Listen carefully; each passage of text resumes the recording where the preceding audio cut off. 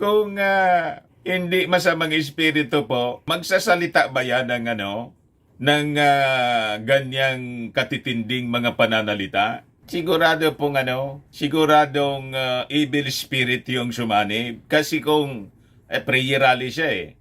Kung Holy Spirit ang nandoon po, hindi ganon ang maririnig natin sa mga nagsasalita.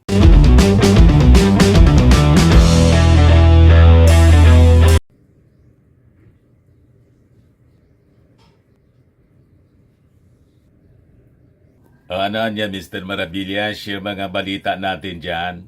Yung ating Pangulo at si First Lady Lisa Araneta Marcos, pinagkakaguluhan ng ating mga kababayan doon sa pagbisita nila, working visit po ito sa Germany, para maisaayos ang ating economy and the national security threatened by bully country na China.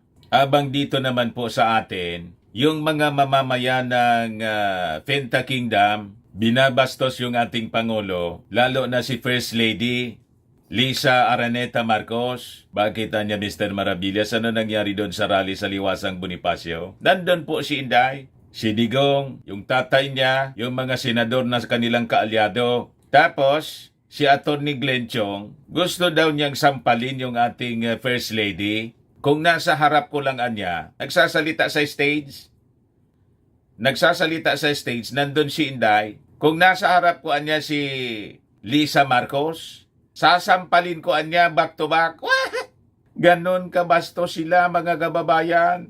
O yan po, yung live coverage sa Liwasang Bonifacio ng SMNI na pinasara na po ng Congress. Terminate yung franchise kahapon. Ayan BP Sara Duterte dumating sa Liwasang Bonifacio para makilahok sa laban para sa bayan prayer rally. Tapos ito, mga kababayan, si Glenn Chong, galit na nagsasalita. At sabi, mga kababayan, kung nasa harap ko niya si Lisa Marcos, sasampalin ko back to back. Ganon sila kabastos, mga kababayan. Kababoy sa pananalita. Ganon sila mag-disrespect ng tao. Ganon kasama ang impluensya, mga kababayan, ni Fenta King sa kanyang mga followers. Pero Mr. Maravillas, kahit ginaganon yung ating Pangulo at First Lady, wala kang marinig na mga masasamang salita. Si Lisa Marcos inisnab na lang si Inday. Yan man po talaga yung dapat. Kaysa naman magsalita ng masasama, bumuelta dito sa mga walang kakwenta-kwentang tao, mga kababayan, na napakasasama ng mga ugali. Tikom na lang yung bibig po. Pangiti-ngiti na lang po si Lisa Marcos sa send-off sa kanilang pagbisita, mga kababayan, sa Germany, in Prague. Hindi po nagpapaapekto ang ating Pangulong Bongbong Marcos sa mga pandalait sa kanila po at mga masasamang salita, pati si First Lady Lisa Marcos. Tingnan ninyo. Pinagkakaguluhan po ng mga OFW doon. Habang si Inday, mga kababayan, nando nakikipagkamay sa mga taong gusto siyang iluklok at pinaparesign yung ating Pangulong Bongbong Marcos. At ito si Glenn Chong, nagsasalita sa stage at sinabing kung kaharap ko niya ngayon si Lisa Marcos, sasampalin ko niya back to back. Nandun mismo si Inday, mga kababayan, sa audience. Pangiti-ngiti. Ganon kasama, mga kababayan, ang pag-uugali nitong mga nasa Liwasang Bonifacio. Matindi ang sapi. Sapi niya, Mr. Maravillas, ng sapi ng masamang espiritu. O, diba? Kung hindi masamang espiritu po, magsasalita ba yan ng ganyang katitinding mga pananalita? Sigurado pong siguradong evil spirit yung sumanib. Kasi kung prayer rally siya eh. Kung Holy Spirit ang nandoon po, hindi ganon ang maririnig natin sa mga nagsasalita. Bakit niya, Mr. Maravillas, ang epekto ng Holy Spirit pag nandiyan sa prayer rally? Ito po ang sabi sa Bible. The fruit of the Holy Spirit is love, joy, peace, patience, kindness, generosity, faithfulness, gentleness, self-control. May narinig kayong ganon doon sa prayer rally? Di ba wala? So wala ang Holy Spirit. Ang nandoon mga kababayan kasi lahat masasamang salita ang maririnig natin. Evil Spirit po ang sumanib. Ikawan niya talaga, Mr. Maravillas. Na malinaw ang talata, mga kababayan. Pag Holy Spirit po, nandyan ang pagmamahal, joy, peace, patience, generosity, faithfulness, gentleness, and self-control. Wala pong control sa mga pagsasalita ng masasama. Nandoon, mga kababayan, sa prayer rally ko, no? Sa Liwasang Bonifacio. But before ko ibigay sa inyo mga kababayan yung full story, click subscribe muna dito sa ating YouTube channel and hit the notification bell para lagi po kayong updated sa mga kaganapan dito sa ating bansa. Like and share na rin po ninyo ng ating video at wag na rin po ninyo na skip yung ating mga commercial ads para tuloy-tuloy lang ang pag-unlad ng Bagong Pilipinas. Sa managanap po ng malinis and spacious fitness gym, pumunta lang po kayo sa aming Colossal Fitness Gym. We also offer Grab car rental with our brand new 2023 model ng Toyota Innova. We also accept booking for those who are planning to travel via PAL, Cebu Pacific and other airline companies, local and international, and bills payment for Meralco bills, PLDT, etc. Ang Colossal Fitness Gym is located at 3rd floor Security Bank Building, Landco Business Park, Legazpi City, Albay. For inquiries, look for Gilon Maravillas. Contact number 0966-802-0949. Yan po ang aming Innova. Lagi na pong matao sa amin. Na-set up na rin yung aming mga bagong gym equipment. May treadmill na rin po kami. Ito naman po yung bago naming product na binibenta online. iGlow Serum, whitening po siya. Tingnan ninyo yung epekto sa aking anak na architect before and now. Yung mga inquiries po ninyo, dumiretso na lang kayo sa kanyang Facebook account, Riz Maravillas. Ito naman po, Firmax Firming and Lifting Cream, pinapahid po sa mga pulses in affected area. Mainam po ito sa mga pains at paninigas na mga kaso-kasoan. Ito naman po, Automax Radiant Serum. Sa mukha naman yung application. Anti-aging po siya. You will look 10 years younger than your age. Sa mga cancer patients naman po, try nyo po ito. Ningxia Red Mix Fruit Drink. Hindi man po siya gamot. Food supplement siya. Kaya lang gawa siya mga kababayan sa goji berry. Yung goji berry may anti-cancer properties.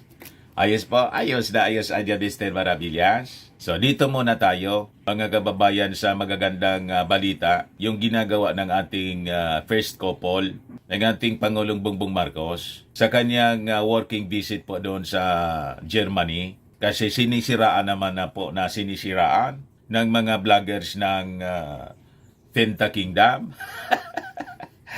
Masasama ang ugali talaga po. Ang spiritual advisor kasi po, alam nyo na, kung sino wanted. Di ba? Ito yung ating Pangulong Bongbong Marcos. President Marcos Jr. along with Philippine delegation was welcomed by Chancellor Olaf Scholz at the Federal Chancellery. The two leaders walked together, introduced the respective delegations, and stood at the designated area for the playing of the Philippine and German national anthems. O di ba napakaganda mga kababayan yung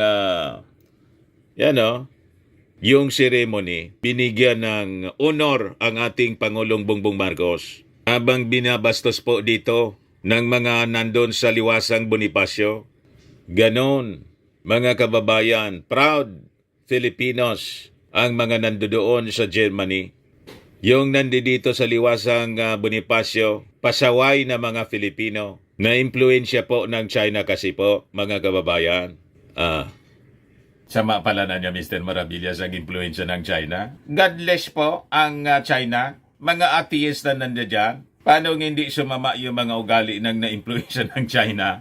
Kaya tingnan ninyo yung epekto sa mga taga-Fentanyl Kingdom. Di ba ang sasama po? Sabi dito sa balita ng Presidential Communications Office, the Philippines is turning to Germany to further foster a strong business partnership and collaboration, particularly in renewable energy, being European Union's biggest economy, both in GDP, in population, and a global force in technology, in innovation, President Ferdinand Marcos Jr. said on Tuesday. Sa kanyang keynote message during the Philippine-German Business Forum in Berlin, President Marcos said the Philippines is grateful for the interests of German companies to support the country's commitment to sustainability and climate resiliency through the renewable energy investments it received in 2023. To further support this investment, we have put in place several energy transition policies, including investment enablers designed to incentivize energy efficiency. We are also working on developing programs that will support and facilitate the efforts to decarbonize our economy. I have high hopes that we can welcome the opportunity for greater cooperation on climate change and energy transition. Lahat lang pagsasaayos po ng ating bansa yung pinagkakaabalahan ng ating Pangulong Bongbong, Lisa Marcos at ni Speaker Martin, habang si Inday po nandun sa rally ng mga bastos na mga Filipino na taga Fentanyl Kingdom at nagsasalita si Atty. Glenn Chong ng mga masasama at sinabi pa na kung nandito lang anya si Lisa Marcos, sasampalin ko anya siya ng back-to-back, tapos hiyawan, sigawan po, tawanan yung mga tao doon. Gagawin mo yon?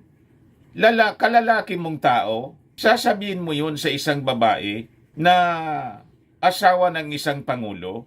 Kung hindi yon, mga kababayan, kabastusan and disrespect ng isang tulad ni Atty. Glenn Chong na turingan pang abogado. Wala pa akong narinig na mga abogadong kakilala ko, mga kababayan dito sa amin na nakakapagsalita ng ganyan po. Kahit sabihin pang galit. Kasi ang training po ng mga totoong abogado sa kanilang pagsasalita, tingnan ninyo dyan sa Congress, yung mga congressmen na abogado at saka yung mga guest na abogado po. Kahit galit sila, train sila mga kababayan na magsalita ng mahinahon, na may pagrespeto, paggalang sa kapwa. Ganon ang training ng mga totoong abogado. Tama po? Lalo pa yung pagsasabihan mo, babae, asawa ng presidente, sasabihan mo ng ganon. Mamaya, iparinig ko po sa inyo yung sinasabi ni pambabasto sa ating First Lady, ni Atty. Glenn Chong, mantang nandun po, nakikipagkamay si Inday sa mga nasa liwasang Bonifacio na mga nagrarally. So sabi ng ating Pangulong Bongbong, the Philippines also takes pride in being an ideal destination for complementation in both manufacturing and services. And with the recent global challenges, the President underscored the dangers of limited sourcing and concentrating supplies in a single country as he urged for the urgent need to diversify production locations and explore alternative materials to de-risk and minimize disruptions in supply chains. Moreover, the transition to a low carbon or net zero scenario has further propelled the de-risking trend, sabi po ni President Marcos sa forum. The Philippines and Germany both have aspirations for de-risk and diversified production in market value chains, which future-proofs our economies from the geopolitical vagaries of our times. Lahat lang kabutihan po ng ating bansa at ng mga mamamayang Pilipino, yung ginagawa ng ating Pangulo, the First Lady at saka si Martin. Binabastos pa ng mga taga Fenta Kingdom po. Yun ang nakakalungkot. Pero tingnan ninyo, diretso lang mga kababayan sa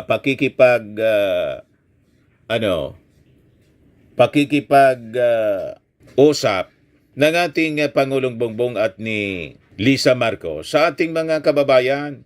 Ayan po. Ang ating Lisa Marcos!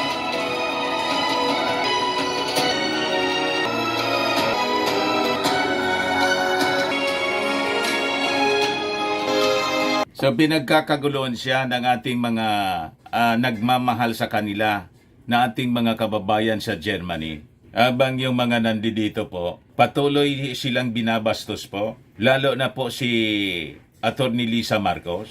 Yan po, sabi rito, yan si Glenn Chong po. Iparinig ko po ang kanyang sinasabi doon sa rally. Nagkakapanindig balahibo. Hindi mo akalain na sasabihin siya ng isang abogado na tulad ni Glenn Chong po, na gustong saktan yung ating First Lady.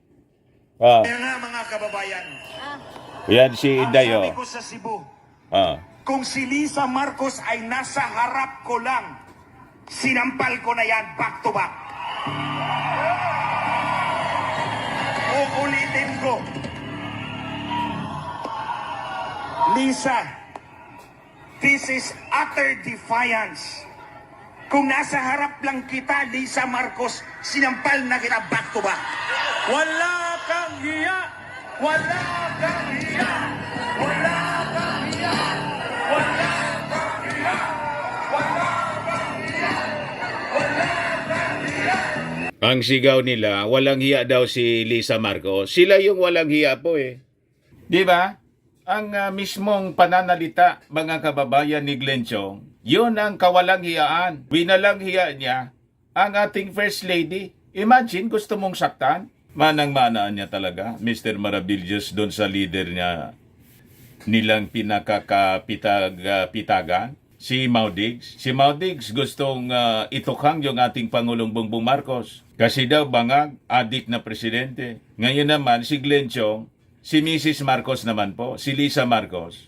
Kung nakita ko sana niya yan, makita kong harapan, sasampalin ko ng back-to-back. Tapos hiyawan po sila. Nagsisisigaw na wala kang hiya. Sila yun ang walang hiya sa ating First Lady. So lahat baliktad po, mga kababayan, ang kanilang mga pinagsasabi. Pero papatulan sila po ng ating presidente at ng First Lady. I don't think so, mga kababayan. Kasi sanay na sila. Yung Marcos family po, mga kababayan, sanay na silang inaalipusta. Pero lalo silang minamahal ng ating mga mamamayang Filipino.